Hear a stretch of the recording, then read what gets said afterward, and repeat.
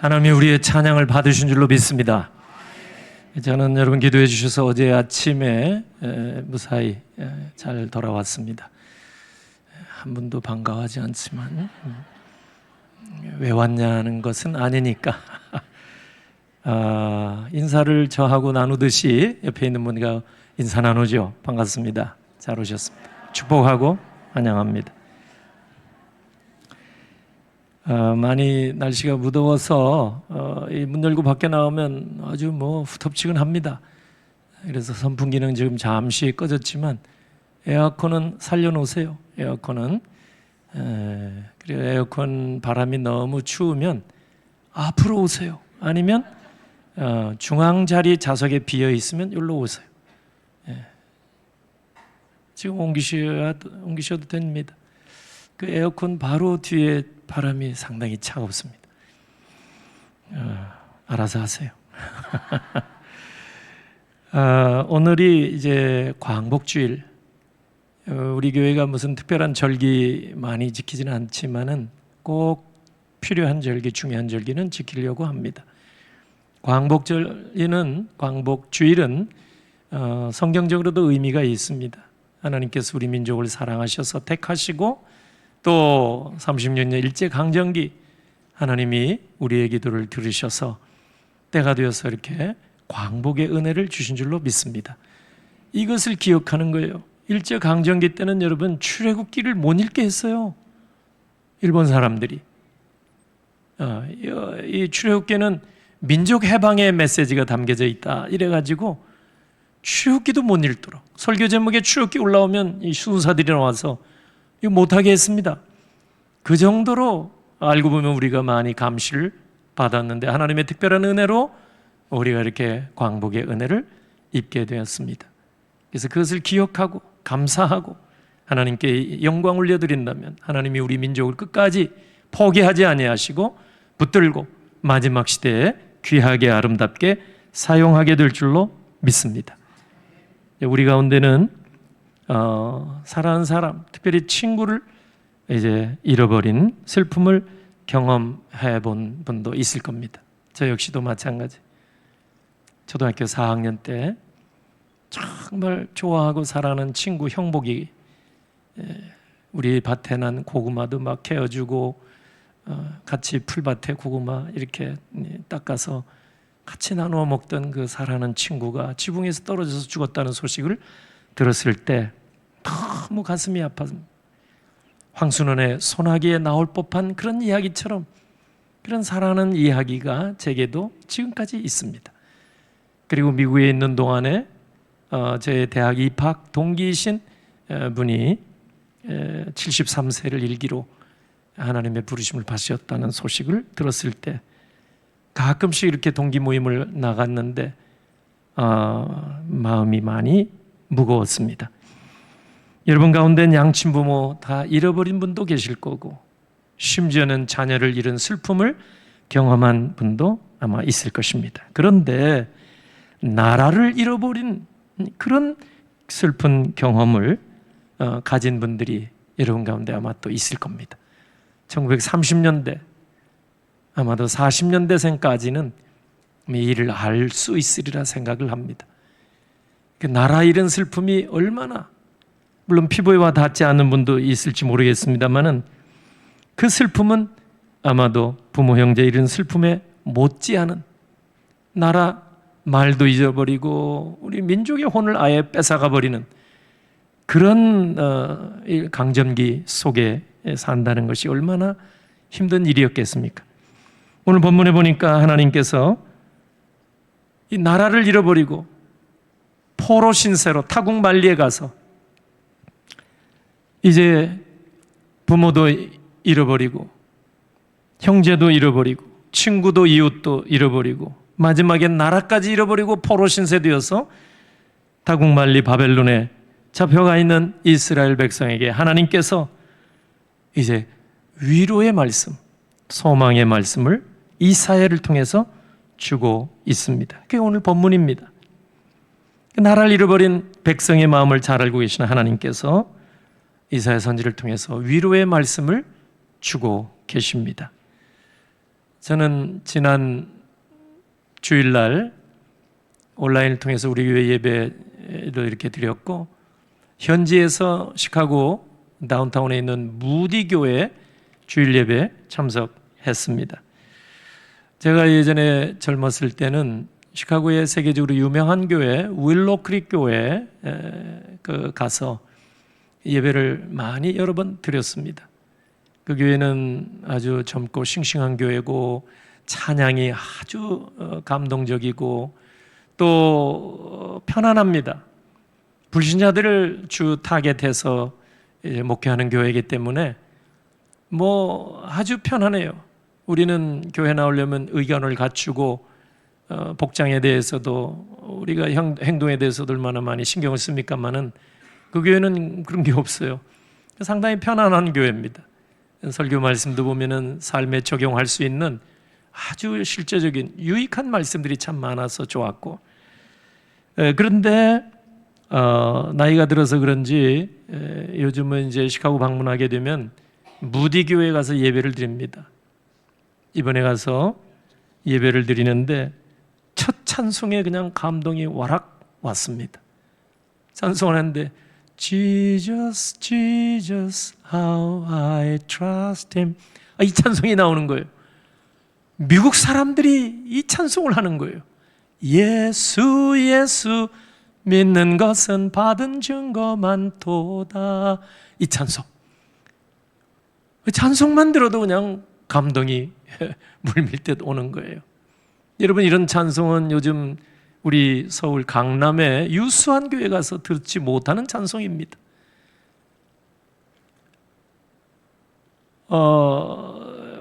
우리가 과거에, 우리 교회는 많이 합니다만은 주 안에 있는 나에게 단 근심이 있으랴, 이런 찬송 강남의 유수한 교회에서는 안 합니다. 현대 작곡, 찬양곡 주로 많이 하지, 소위 이게 100년 넘은 찬송가 잘 안 합니다. 그런데 무대교회 가서 첫 찬송을 하는데 찬송가 542장이죠. 구주 예수 믿는 것은 그 찬송이 나오는데 얼마나 감동이 되는지 몰랐습니다.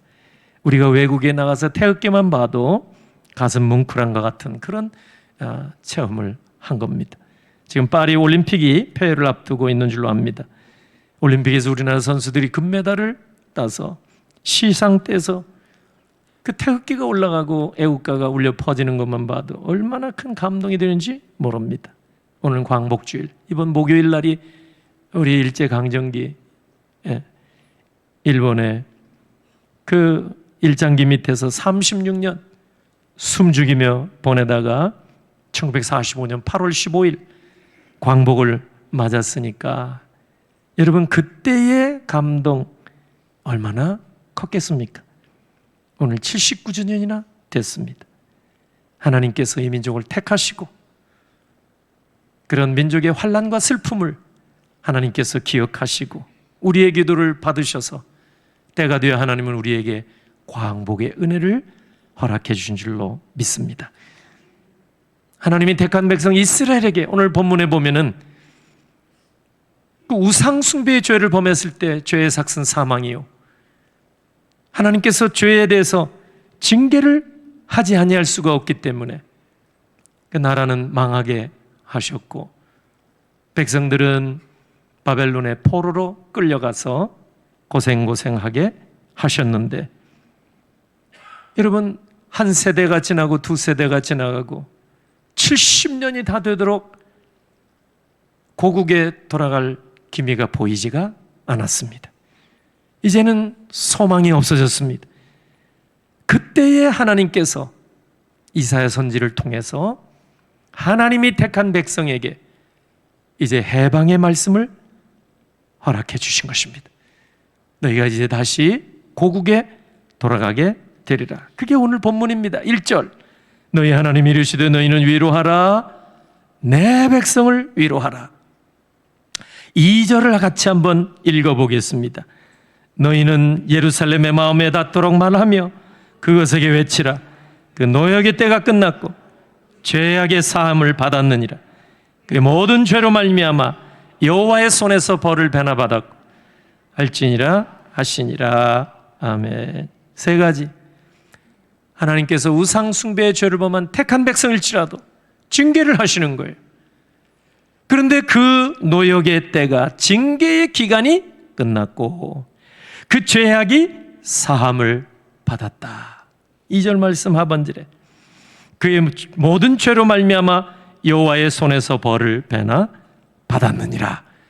그래서 너희는 이제 꿈에도 그리던 고국으로 갈 수 있게 되었다고 하나님이 말씀을 해주시는데, 이거는 해방을 선언하는 말씀 아닙니까?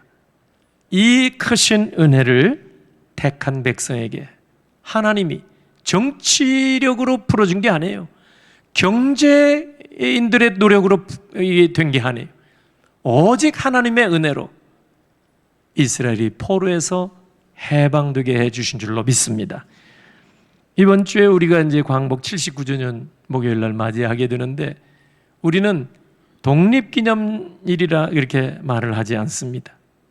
독립기념관도 물론 우리의 그 천안에 가면 있습니다만은 우리는 원래 나라가 존속했었습니다. 근데 일본이 우리를 침탈해서 36년 우리는 국권을 빼앗겼던 겁니다. 근데 하나님의 특별한 은혜로 우리가 광복을 얻게 된 거예요. 나라를 되찾게 된 거예요. 그래서 영어로는 우리가 광복절을 Independence Day, 독립기념일이라 말하지 아니하고 Liberation Day, 해방기념일이라 그렇게 말을 합니다. 광복절이라고. 의미가 있는 거예요. 오늘 하나님께서 택한 백성 이스라엘에게는 징계하시기도 하지만은, 죄값을 물으세요. 징계하시기도 하지만은 택한 백성에 한해서는 언제나 때가 되면 위로해 주시는 분인 줄로 여러분이 믿으시기를 바랍니다. 호세아 6장 1절에 보니까 오라 우리가 여호와께로 돌아가자. 여호와께서 우리를 찢으셨으나 도로 낫게 하실 것이요 우리를 치셨으나 싸매어 주실 것입니다. 할렐루야. 택한 백성이기 때문에 그렇습니다. 택한 백성. 여러분, 택함을 받은 백성하고 택함을 받지 못한 백성의 이 백성은 이렇게 결정적으로 차이가 나는 법입니다. 하나님은 온통 택한 백성에게는 관심을 집중하고 계시고, 하나님이 끝까지 포기하지 아니하시고 때가 되어서는 건져주실 줄로 믿으시기를 바랍니다. 그것이 오늘 본문을 통해서 우리가 깨달아 알 수 있는 말씀입니다. 너희는 내 백성을 위로하라. 왜 위로하라고 하십니까? 우리는 하나님의 백성이기 때문입니다. 너희는 내 백성, 나는 너희의 하나님. 이것이 하나님과 이스라엘 관계, 오늘 여러분과 하나님의 관계가 되는 줄로 믿으시기 바랍니다. 그렇기 때문에 택함을 받지 않은 백성은 하나님이 저주하실 수 있지만, 하나님이 택한 백성은 징계하실지라도 다시 싸매 주시고 다시 돌아오게 하시고 다시 해방의 은혜를 주실 줄로 믿으시기를 바랍니다. 여러분이 지금 경제적으로 파산지경에 있을지도 모릅니다. 육체적으로는 끊임없는 통증으로 극단적인 생각에까지 이를지도 모릅니다. 영적으로는 내가 과연 하나님의 자녀인가? 기도해도 도대체 응답이 없고, 욥이 하나님 앞에 고통 속에 부르짖어도 하나님이 나타나지 않은 것처럼, 여러분, 이스라엘 백성이 바벨론의 포로로 끌려가서 70년이 다 되도록 하나님이 한마디 말씀도 안 하셨을 때 그 답답함은 얼마나 컸겠습니까? 그런데 보세요. 하나님께서는 때가 되니까 여러분, 포로된 이스라엘 백성에게 찾아오셔서 이사야 선지를 통해서 여러분 위로의 말씀을 전해 주신 줄로 믿습니다. 이스라엘이 포로가 되었다는 말은 경제적으로나 사회적으로나 육체적으로나 영적으로나 세상의 포로가 됐다는 얘기입니다. 이게 우리가 실감이 잘 안 나요. 그냥 성경에 이스라엘 백성이 바벨론에 포로로 잡혀갔다, 뭐 거기서 그런 대로 살았겠지, 이런 생각하시는데 결코 그렇지 않습니다. 그래서 제가 이렇게 인터넷에 찾아봤어요. 우리 한국전쟁 직후에 나왔던 대중가요가 있는데 단장의 미아리곡에 아마 자세히 몰라도 들은 분은 아마 많이 있을 것 같습니다. 제가 찾아봤어요, 가사를. 미아리 눈물곡에. 좋아하는 분들이 많이 계시겠지만 한번 들어보세요. 이야, 가사가 얼마나 처절한지 몰라. 미아리 눈물곡에 님이 넘던 이별곡에 화약 연기 앞을 가려 눈 못 뜨고 헤매일 때 당신은 철사줄로 두 손 꼭꼭 묶인 채로 뒤돌아보고 또 돌아보고. 아는 얘기 하니까 상당히 반응이 좋습니다만은 맨발로 절며절며 끌려가신 이 곡이에요. 여러분, 포로가 도대체 어떤 정도의 모습인지 잘 모르거든요.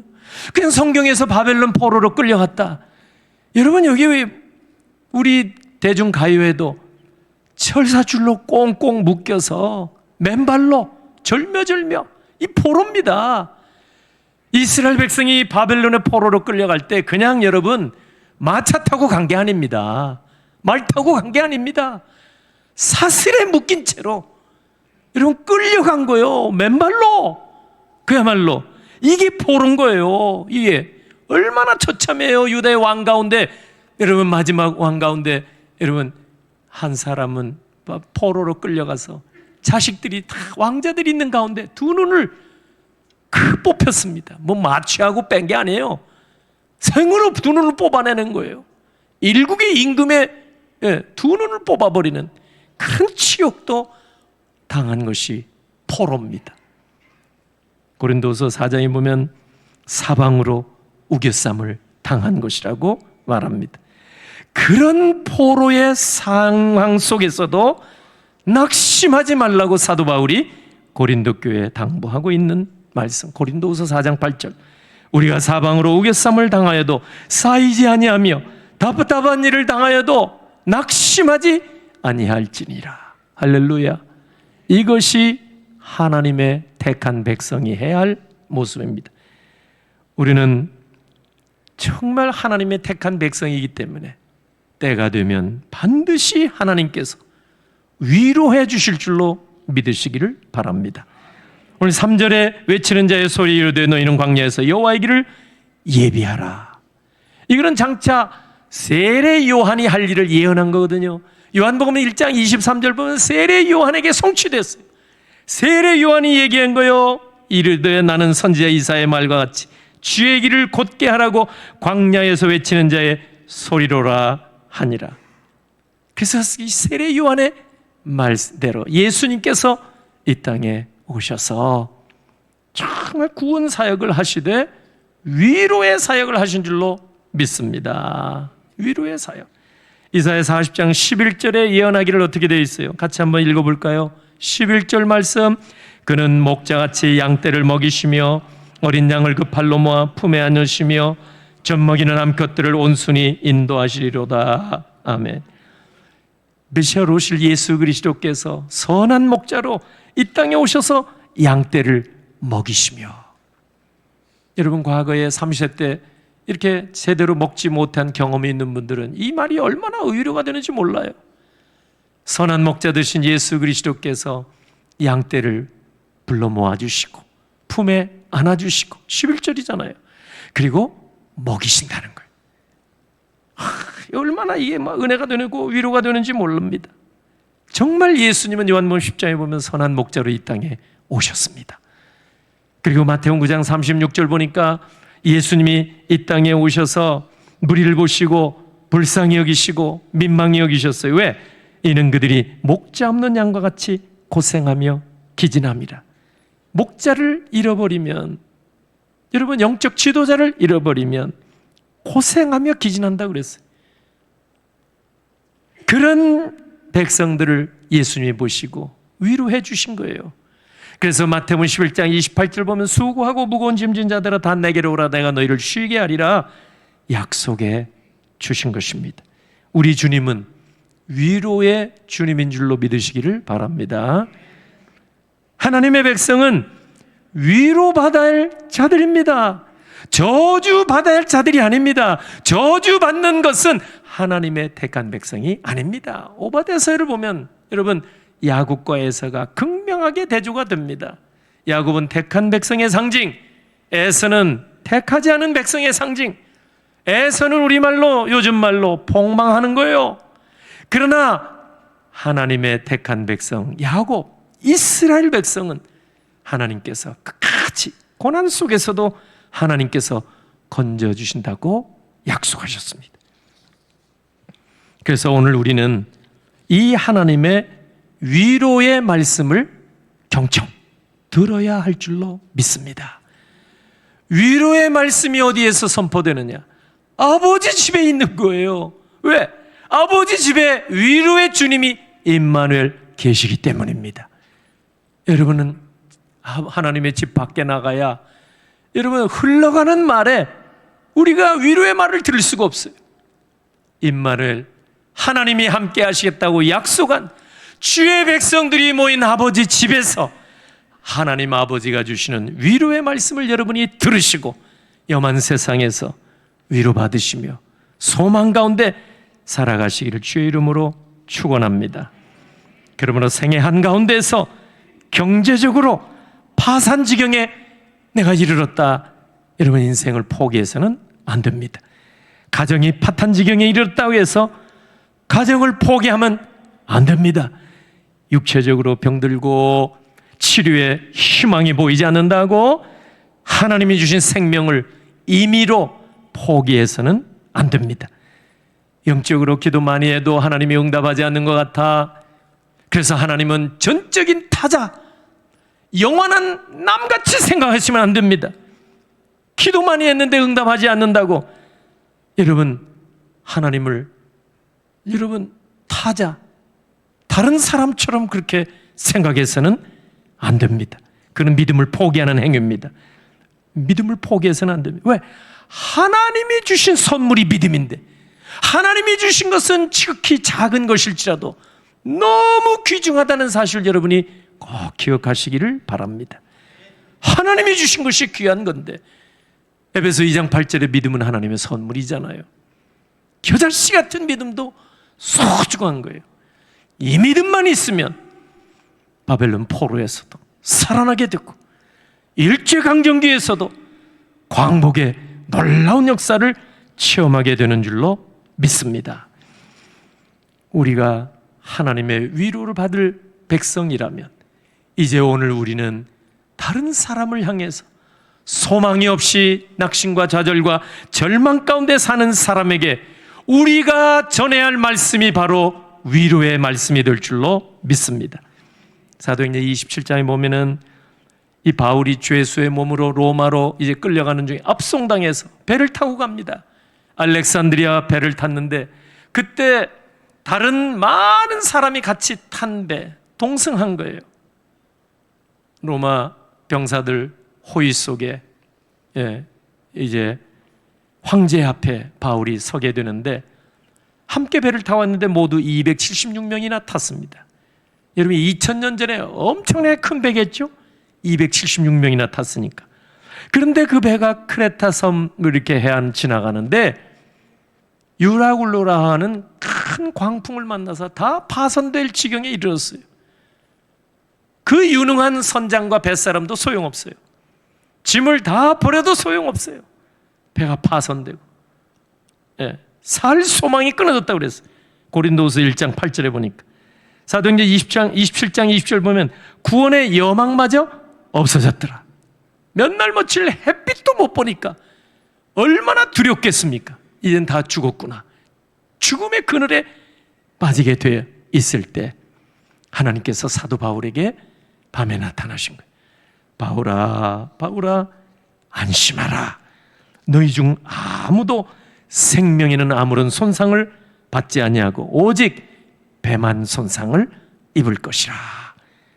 바울아, 두려워하지 말라 그랬어. 그래서 이 말씀을 바울이 확신을 가지고 이튿날 그 죽어가는 구원의 소망이 없이 두려움에 떠는 함께 동선한 모든 사람을 향해서 선포합니다. 여러분이요, 안심하십시오. 어젯밤에 내가 섬기는 하나님께서 나타나셔서 말씀하셨습니다. 여러분 안심하십시오. 배는 파손될지라도 우리 생명은 하나도 잃어버리지 않을 것입니다. 여러분, 이와 같이 유라굴로 광풍 속에서 파손 직전 배에서 하나님의 위로의 말씀을 선포했던 사도 바울처럼 오늘 우리도 이 험악한 세상 속에서 좌절과 절망 속에 살아가는, 인생을 포기하고 싶어 어쩔 줄 모르 하는 그런 사람들에게 우리가 전해야 할 말씀, 바울이 전했던 여러분이여 안심하라, 위로의 말이 되어야 될 줄로 믿습니다. 오늘 우리 사회가 점점 각박해져 가고 있습니다. 왜 이렇게 험악해져 갈까? 멀쩡하게 생긴 사람들이 그렇게 극악무도한 짓을 하고 어쩌다가 이렇게 됐을까? 여러분, 다른 많은 분석한 요인 볼 거 없어요. 결론은 하나님의 위로를 받지 못했기 때문입니다. 우리가 그만큼 여러분이 안심하십시오. 하나님께서 우리에게 소망의 말씀을 주셨다고는 이 구원의 말씀, 진리가 너희를 자유케 하리라, 해방의 말씀을 우리가 전하고 있지 못하기 때문입니다. 왜 우리 세대, 자녀 세대가 거칠어지고 있을까요? MZ세대가 물론 그럴 거야.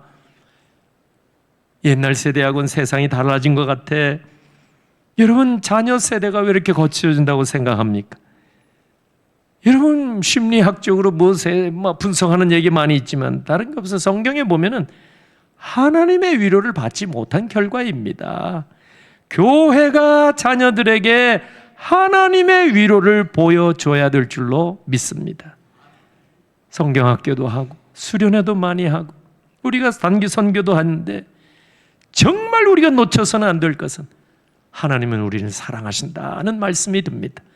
하나님이 우리에게 위로하라 말씀. 여러분, 오늘 이 사회를 통해서 너희는 내 백성을 위로하라. 내 백성이니까 너희가 위로하라 그 말이에요.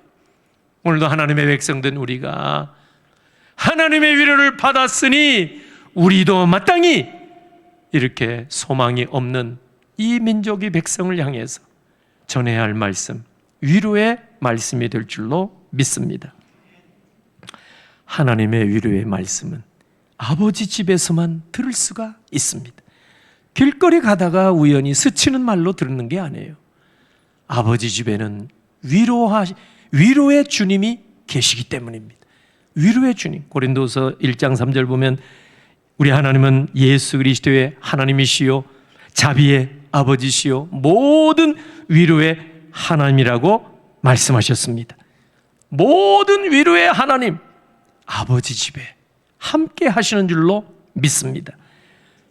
이 위로의 메시지를 오늘 우리 자녀 세대, 젊은이 세대, 우리 백성들에게 부지런히 증거하셔서 정말 마지막 세대 우리 모두가 위로의 사람으로 쓰임받게 되기를 주님의 이름으로 축원합니다.